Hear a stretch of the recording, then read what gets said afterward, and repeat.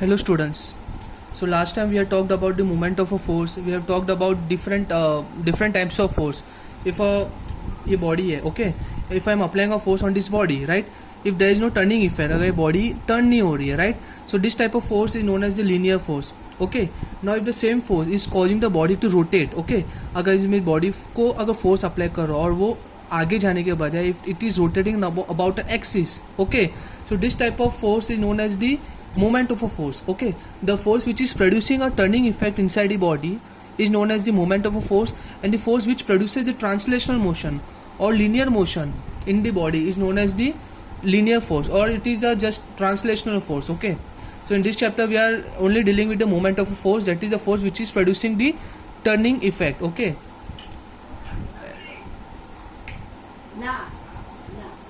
Okay. So we got the formula about the moment of a force, and also we have derived the moment of a force mathematically. We know that moment of a force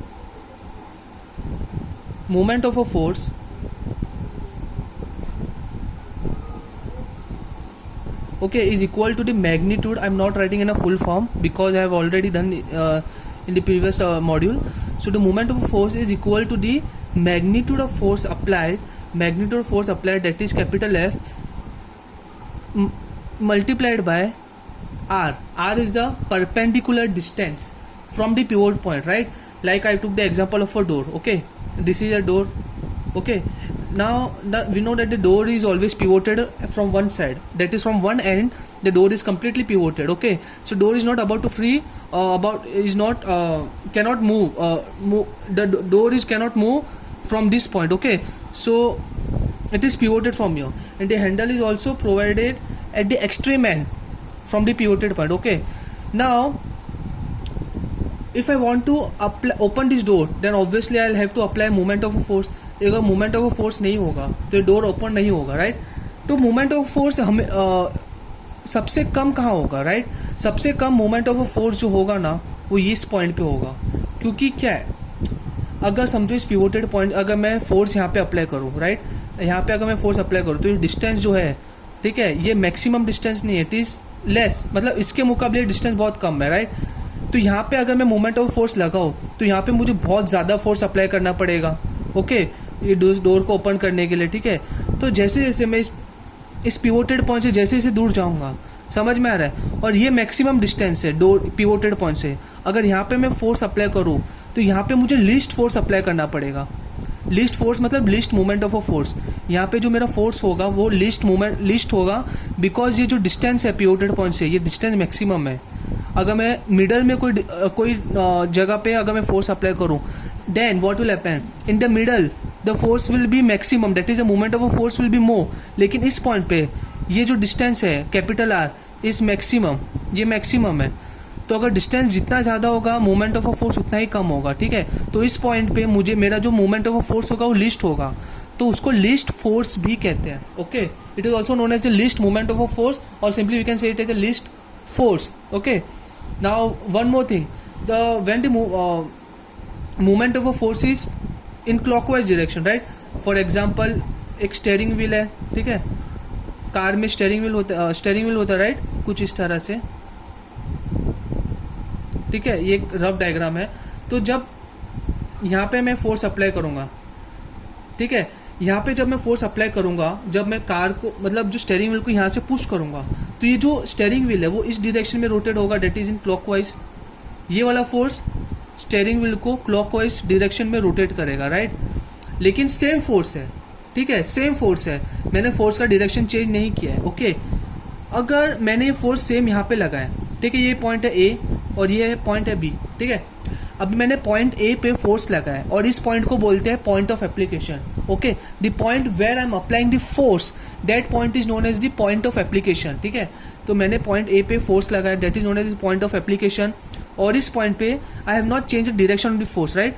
force इसी direction में, arrow देखो, but खाली मैंने point change कर दिया, point of application change कर दिया, ठीक है. अभी इस पॉइंट पे when I am applying the force, now what will happen, अब वो क्लॉकवाइज में नहीं मूव होगा बल्कि वो एंटी क्लॉकवाइज में मूव होगा, राइट. ये वाली जो फोर्स होगी, फोर्स सेम है, डायरेक्शन भी सेम है, बस मैंने पॉइंट ऑफ एप्लीकेशन चेंज कर दिया. Now this force will rotate the steering wheel in the anti clockwise anti clockwise direction, right? Okay, so now the moment of a force when it is in clockwise, okay, उसको हम लेते हैं negative, ठीक है, और anti clockwise को हम लेते हैं पॉजिटिव, ठीक है? By convention clockwise movement of force is considered as a negative and anti clockwise movement of force is considered as a positive, okay? So ये याद रखना, okay? So now we'll talk about now there are few applications of movement of a force. I hope those are very easy, so you can do it on your own. If you don't understand, then you can let me ask me, I will clear your doubts, okay? So just 4 or 5 applications are there based on movement of a force. You can get it get in your textbook, okay? If still don't understand, please let me know, okay? अब मैं directly बात करूंगा equilibrium के बारे में. Now what do we mean by equilibrium? मैंने already definition लिख के रखे, सो ओके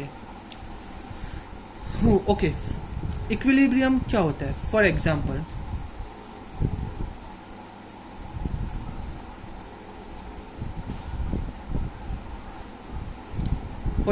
ये मेरे पास एक सीसो है, ठीक है?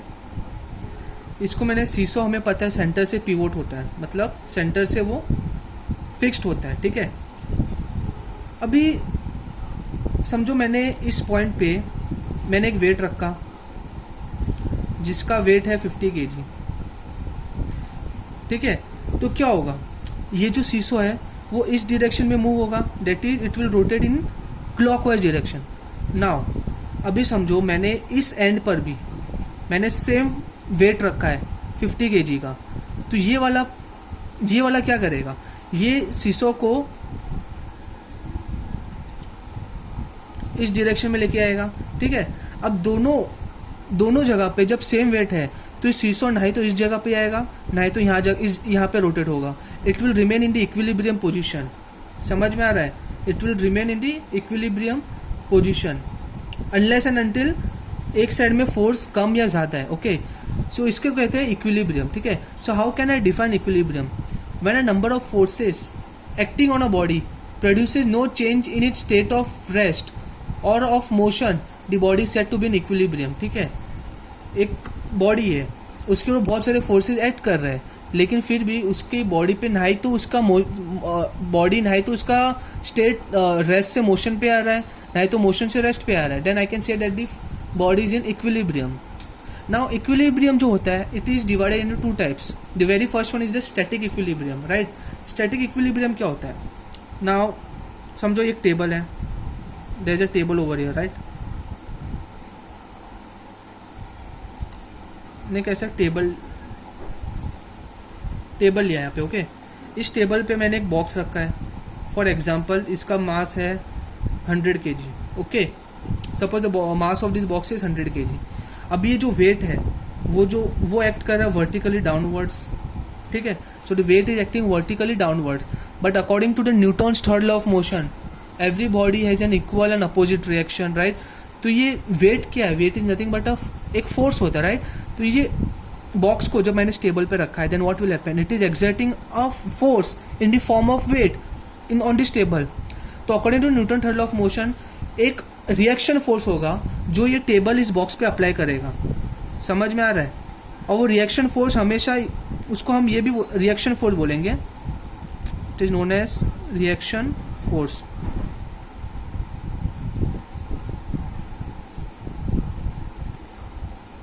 ओके, तो ये रिएक्शन फोर्स और ये वेट हमेशा इक्वल ही होगा. समझ में आ रहा है? तो ये हमेशा इक्वल ही होगा. जितना वेट ये टेबल पे अप्लाई कर रहा है उतना ही रिएक्शन फोर्स ये टेबल इस बॉक्स के ऊपर अप्लाई कर रहा है. That is weight of the box and the reaction force and the reaction force of the table on the box, they will always remain equal, okay? तो इस तरह के इक्विलिब्रियम को हम कहते हैं स्टैटिक इक्विलिब्रियम. समझ में आ रहा है? यहाँ पे बॉडी रेस्ट पे है और रेस्ट पे वो इक्विलिब्रियम पे है, that's why it is known as static. Static का मतलब होता है रेस्ट, स्टैटिक का मतलब होता है rest. So body is in equilibrium at rest. ये मोशन में नहीं है, ये रेस्ट पर ही इक्विलिब्रियम पे. समझ में आ रहा है? Are you getting? So how will I define static equilibrium? When body remains in the same state of rest, right? यहाँ पे बॉक्स एक ही स्टेट में है, वो मूव नहीं हो रहा है. Under the influence of the applied forces the body is in static equilibrium, ठीक है? जो फोर्स एक्ट कर रहा है वो एक तो होगा ये वेट, बॉक्स का वेट, और ये टेबल का रिएक्शन जो इस बॉक्स के ऊपर लगेगा ये हमेशा इक्वल होगा और अपोजिट इन डायरेक्शन, समझ में आ रहा है? तो this type of equilibrium is known as the static equilibrium. What is the second type of dynamic second type of equilibrium? उसे हम कहते हैं डायनेमिक इक्विलिब्रियम. मैं यहाँ पे लिखा हुआ है.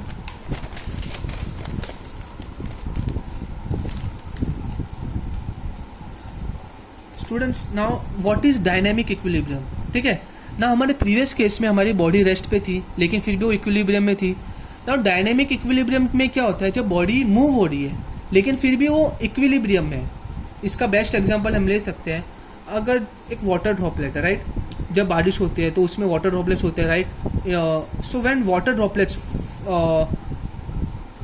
ये एक वाटर ड्रॉपलेट मैंने बना दिया, ठीक है? जस्ट एग्जांपल ले रहा हूँ आप लोग को समझाने के लिए. तो ये वाटर ड्रॉपलेट है, ओके? अब ये जब नीचे गिरता है, ठीक है, समझ में आ रहा है? तो इसके ऊपर एक फोर्स लगता है और वो फोर्स होता है ग्रेविटेशनल फोर्स, ठीक है? वो फोर्स जो इस ड्रॉपलेट पे लगेगा वो ग्रेविटेशनल फोर्स होगा अर्थ का, ठीक है? तो अर्थ के ग्रेविटेशनल फोर्स की वजह से ये बॉडी एक्सेलरेट होनी चाहिए, राइट? ये बॉडी में एक्सेलरेशन आना, सॉरी, ये ड्रॉपलेट में एक्सेलरेशन होना चाहिए, बिकॉज फोर्स का फॉर्मूला क्या है? Force is equals to mass into acceleration, ठीक है? ये फॉर्मूला है. तो अगर फोर्स है तो एक्सेलरेशन भी होगा, समझ में आ रहा है? समझ में आ रहा है? एक्सेलरेशन होगा. तो जब ये वाटर ड्रॉपलेट है, ओके, तो ये अर्थ के ग्रेविटेशनल फोर्स के इन्फ्लुएंस में जब नीचे गिरता है तो ऑब्वियसली इसमें एक्सेलरेशन होना चाहिए. बट हमने देखा है कि इसमें एक्सेलरेशन नहीं होता है, इसका जो वेलोसिटी होता है वो कांस्टेंट होता है. जो वेलोसिटी है ये हमेशा कांस्टेंट होता है. क्यों? फोर्स तो लग रहा है लेकिन एक्सेलरेशन नहीं है, वेलोसिटी कांस्टेंट है. Why this is so? अगर एक्सेलरेशन तभी होगा जब वेलोसिटी कांस्टेंट नहीं है, ओके? पर यहाँ पे इस ड्रॉपलेट में वेलोसिटी कांस्टेंट होता है. व्हाई? द रीजन इज, ये इसका वेलोसिटी कांस्टेंट इसीलिए है क्योंकि जो एयर होता है ना, हमारे स्पेस में जो एयर होता है, ठीक है, एटमॉस्फेयर में, वो एयर इसको एक अपवर्ड फोर्स अप्लाई करता है. इसको बोलते हैं अपथ्रस्ट या फिर बोयेंट फोर्स, ओके? ये एक एफ बी है, ये फोर्स होता है जो कि एयर इस ड्रॉपलेट पे अप्लाई करता है, ठीक है? और वो फोर्स और अर्थ का ग्रेविटेशनल फोर्स ये आपस में बैलेंस हो जाते हैं. ये फोर्स और ये फोर्स आपस में बैलेंस हो जाते हैं, राइट? तो इस केस में ये वाटर ड्रॉपलेट गिर तो रहा है लेकिन इसमें एक्सेलरेशन नहीं है, बिकॉज ये फोर्स और ये फोर्स बैलेंस हो रहा है. अगर ये फोर्स, दैट इज बोयेंट फोर्स, इसको बैलेंस नहीं करता तो क्या होता है? बॉडी स्ट्रेट नीचे आती, मतलब एक्सेलरेशन होता बॉडी में, लेकिन ये फोर्स और ये फोर्स बैलेंस हो रहा है, right? So that's why there is no acceleration in this water droplet and the velocity of the droplet remains constant. This type of equilibrium is known as the dynamic equilibrium. Okay, एक और example ले सकते हैं aeroplane का. Rough diagram draw करता हूं मैं.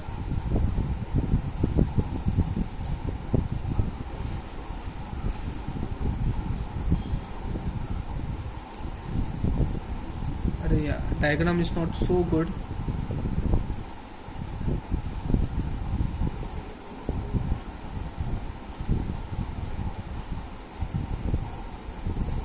ये एरोप्लेन है, राइट?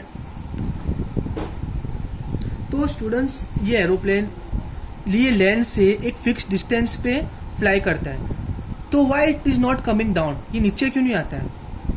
इसका एक वेट होगा, ऑब्वियसली इसका एक वेट होगा जो कि वर्टिकली डाउनवर्ड एक्ट करेगा, बट स्टिल ये नीचे क्यों नहीं आता है? ये कांस्टेंट हाइट पर ही फ्लाई करता है. व्हाई? बिकॉज जो एयर है वो एक अपथ्रस्ट प्रोवाइड करता है इस एरोप्लेन पे, और वो अपथ्रस्ट और ये वेट ऑफ द एरोप्लेन ये आपस में बैलेंस हो जाता है, जिस वजह से एरोप्लेन नीचे नहीं आता है. Are you getting? सो वो एक कांस्टेंट हाइट पर ही फ्लाई करता है. So this type of motion is known as dynamic equilibrium. ये मूव तो कर रहा है लेकिन इक्विलिब्रियम, इसका वेलोसिटी कांस्टेंट है, right? So when body remains in the same state of motion, ठीक है, पहले वाले केस में रेस्ट है, यहाँ पे मोशन है, under the influence of the applied forces the body is said to be in dynamic equilibrium. Dynamic का मतलब होता है motion, okay? Dynamic means motion, okay? So this was all about the equilibrium. Now I'll talk about the principle of movements. Just a second. Now students, what is the meaning of principle of movements, right? अभी students, we know that movement of a force causes a body to turn. ठीक है, मैंने पहले भी explain किया था. Movement of a force causes a body to rotate. Okay, ये translational motion produce नहीं करेगा इस तरह से, बट ये बॉडी को रोटेट करेगा, right. So this type of force is known as the movement of a force. Okay students, now suppose मेरे पास वही पुराना एग्जांपल मैं लेता हूँ वापस से. मेरे पास एक सीसॉ है, ओके, एक सीसॉ है, and this seesaw is pivoted from the centre. We know that seesaw is always pivoted at the centre. अब इस सीसॉ पे मैंने एक वेट रखा, समझो ये वेट हो गया 5 kg, ठीक है. तो ये क्या होगा, ये इस तरह से मूव होगा, राइट. समझो मैंने यहां पर भी एक 5 kg का वेट रख दिया. अभी ये इक्विलिब्रियम है, राइट. तो ना ही तो ये सीसॉ इस तरफ मूव हो रहा है, ना ही इस तरफ मूव हो रहा है, राइट. और दोनों सिमिलर डिस्टेंस पर है, दैट इज ये डिस्टेंस L और ये डिस्टेंस L वो सेम है, राइट. तो पिवोटेड पॉइंट से ये बॉडी का जो डिस्टेंस है वो भी L है, और ये बॉडी का जो डिस्टेंस है पिवोटेड पॉइंट से वो भी L है. So the distance between this two from the pivoted point is same, okay. तो इस केस में ये इक्विलिब्रियम में, राइट. ना ही तो बॉडी इस तरफ मूव हो रही है, ना ही तो क्लॉकवाइज में मूव हो रही है, ना ही तो एंटी क्लॉकवाइज में मूव हो रही है, राइट.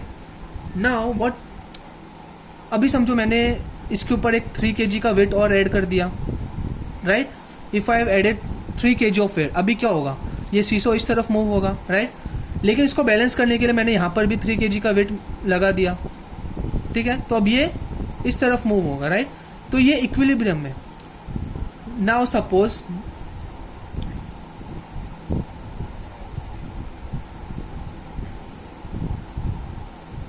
यहाँ पे मेरे पास 5 kg का वेट है, और यहाँ पे मेरे पास ये डिस्टेंस सेम है, राइट. ये डिस्टेंस L सेम होगा, और यहाँ पे मेरे पास 5 kg का वेट है. लेकिन यहाँ पे मेरे पास दो 5 kg के वेट रखे हुए हैं, नॉट 1, ठीक है. अभी क्या होगा, नाउ यहाँ पे 5 kg है और यहाँ पे भी 5 kg है. तो ये ऑब्वियसली इसको क्लॉकवाइज में रोटेट करेगा, that is movement of a force will produce the clockwise effect, ठीक है. तो अभी यार यहाँ पे भी वेट मास है, मतलब यहाँ पे भी कुछ तो होना चाहिए, बट इसका मास ज़्यादा है, तो ये ऑब्वियसली क्लॉकवाइज में मूव करेगा. नाउ अब मुझे इसको इक्विलिब्रियम में लाना है, राइट. इसका एक वेट होगा, ये वेट है W1, और इन दोनों का मिला के वेट होगा W2, राइट. अभी समझो मुझे इसको इक्विलिब्रियम में लाना है, राइट. मतलब मुझे सीसॉ को इक्विलिब्रियम में लाना है. तो जब इसका वेट ज़्यादा है, तो ये केस में यहाँ पे इसका वेट ज़्यादा है, तो ये ऐसे मूव होगा. अगर मुझे इस सीसॉ को वापस से इक्विलिब्रियम में लाना है, अभी ये ऐसा हो रहा है, राइट. ठीक है, यहाँ पे इसका वेट ज़्यादा है इसलिए ऐसा हो रहा है. लेकिन अगर मुझे, और मैं यहाँ पे खड़ा हूँ, ठीक है, अगर मुझे इसको वापस इक्विलिब्रियम में लाना है तो मुझे क्या करना होगा, ये जो पॉइंट है ना, मुझे इसके पीछे मूव होना होगा. तो जैसे जैसे मैं इसके पीछे आऊँगा ना, तो सीसॉ वापस से अपने इक्विलिब्रियम पोजीशन में आता रहेगा. समझ में आ रहा है, समझ में आ रहा है. तो ये जो डिस्टेंस है ना, लेंथ, ये मुझे इंक्रीज करना होगा, ये मुझे इंक्रीज करना होगा. इसको इंक्रीज नहीं करूंगा, सिर्फ ये डिस्टेंस को इंक्रीज करूंगा. क्यों, क्योंकि इसका वेट डबल है. और कितने से इंक्रीज करूंगा, जितना, मतलब ये वेट 2 टाइम्स इंक्रीज हुआ, राइट. ये वेट 2 टाइम्स इंक्रीज हुआ, तो ये डिस्टेंस भी मुझे 2 टाइम्स ही इंक्रीज करना होगा.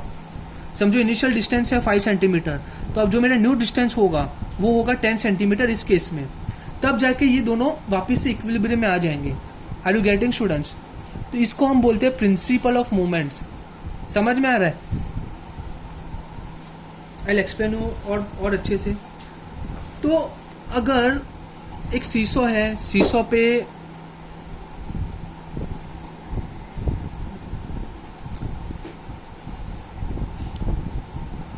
समझो मैंने यहाँ पे एक वेट रखा 100 kg, ठीक है.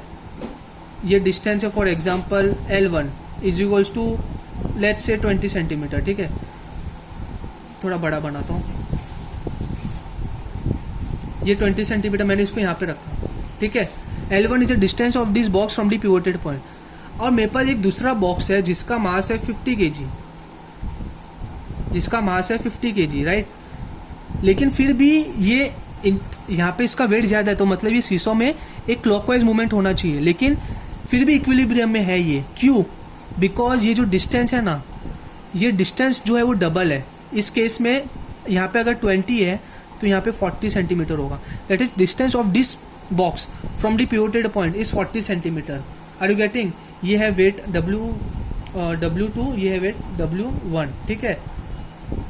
तो अगर मुझे W1 अगर मेरा इंक्रीज हो रहा है और W2 मेरा कम है, तो उसको बैलेंस करने के लिए मुझे ये डिस्टेंस इंक्रीज करना होगा. Are you getting? तभी ये इक्विलिब्रियम में आएगा. तो इसे हम कहते हैं प्रिंसिपल ऑफ मूवमेंट्स. तो उसका एक जनरल फॉर्मूला है, वो ये है, that is for a body to be in equilibrium, for a body to be in equilibrium,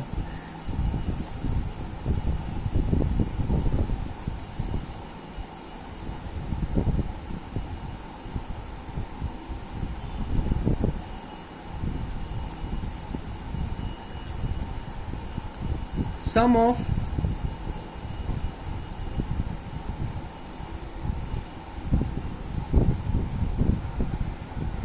anti-clockwise movement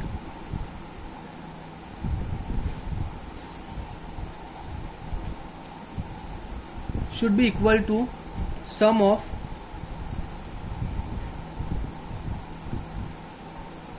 clockwise movement. ठीक है.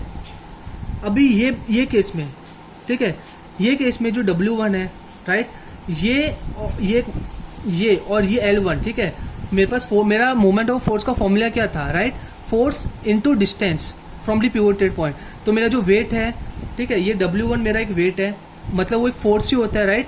और सेकंड क्या था, it depends on the magnitude of force, that is weight मेरा एक force ही है, वो है W1 into the perpendicular distance from the pivoted point, right.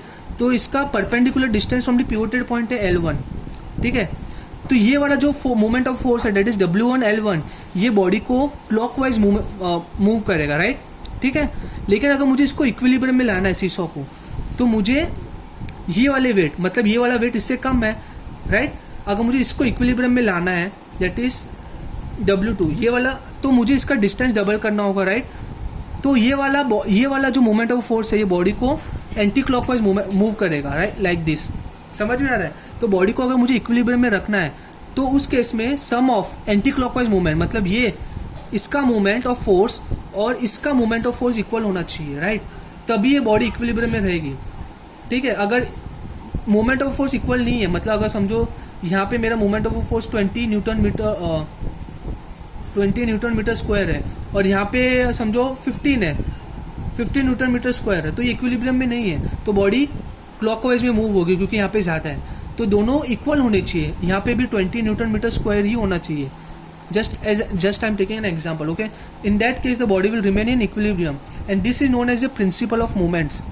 ये formula is very very important, that is W1 L1 is equals to W2 L2, okay.